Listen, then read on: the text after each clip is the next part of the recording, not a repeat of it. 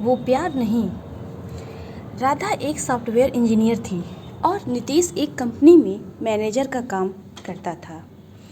राधा और नितेश एक दूसरे को बचपन से जानते थे और एक दूसरे से प्यार भी करते थे।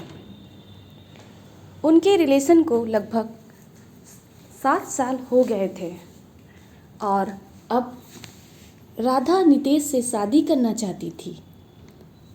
पिछले दिनों नितेश का प्रमोशन और तबादला हुआ, तो इसी कारण उसे दूसरे शहर में शिफ्ट होना पड़ा था। जाने से पहले वो राधा से मिला था। राधा बहुत उदास थी क्योंकि अब वो दोनों मिल नहीं पाएंगे, लेकिन राधा ने नितेश को कभी मना नहीं किया जाने से। वो चाहती थी नितेश अपने करियर में आगे बढ़े और यही सोचकर उसने खुशी खुशी नितेश को जाने दिया। वो दोनों एक दूसरे को रोज़ फ़ोन करते थे और घंटों बातें करते थे। राधा उससे उसके नए काम, नई जगह के बारे में पूछती रहती कि सब कैसा है उधर, वो समय पे खाना खाता है ना, काम में ध्यान लगता है ना।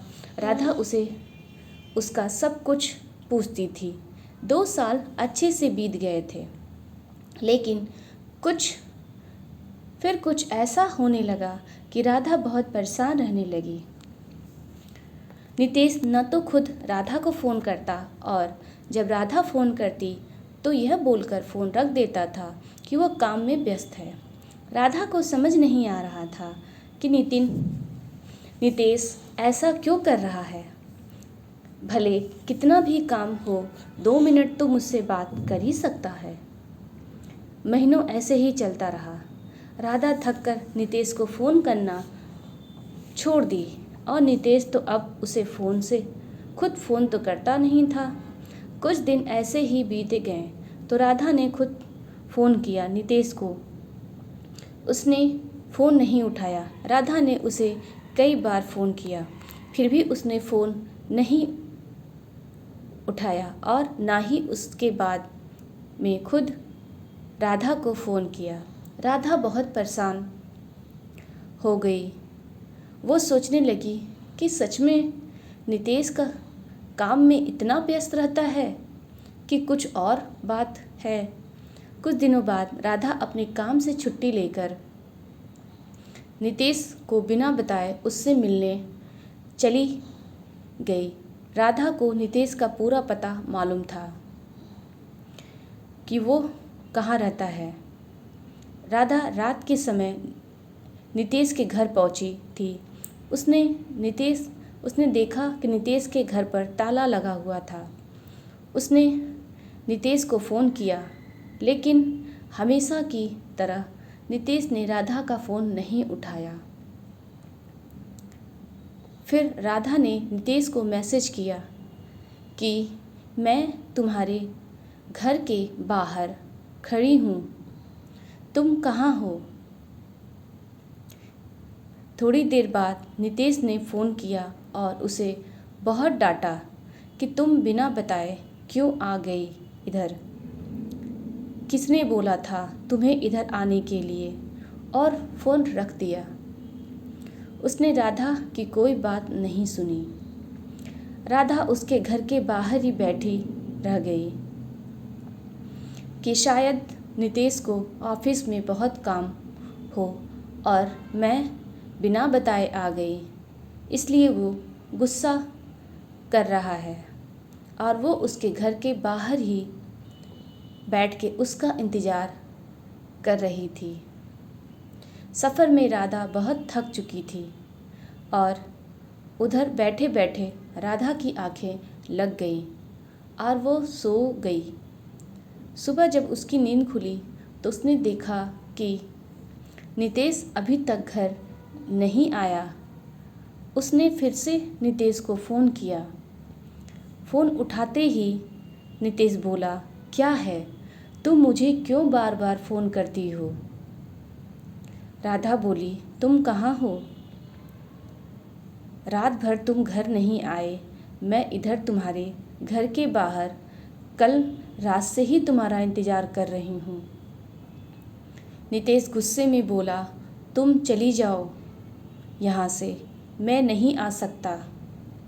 राधा की आंखों में आंसू आ गए। राधा बोली, क्यों, क्या कर रहे हो? ऐसे मेरी क्या गलती है, ये तो बताओ। नितेश बोला, तुम जाओ, मुझसे तुमसे कोई बात नहीं करनी। फिर फ़ोन रख दिया। राधा बहुत रोने लगी। उसके पास वापस जाने के अलावा कोई रास्ता नहीं था। वो अनजान शहर में नितेश को कैसे और कहाँ ढूंढती।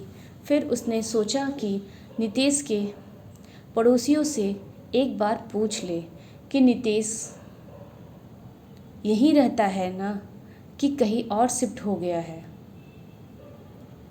उसने पूछा तो उसे पता चला कि पिछले 2 महीने से नितेश यहाँ रहता ही नहीं है।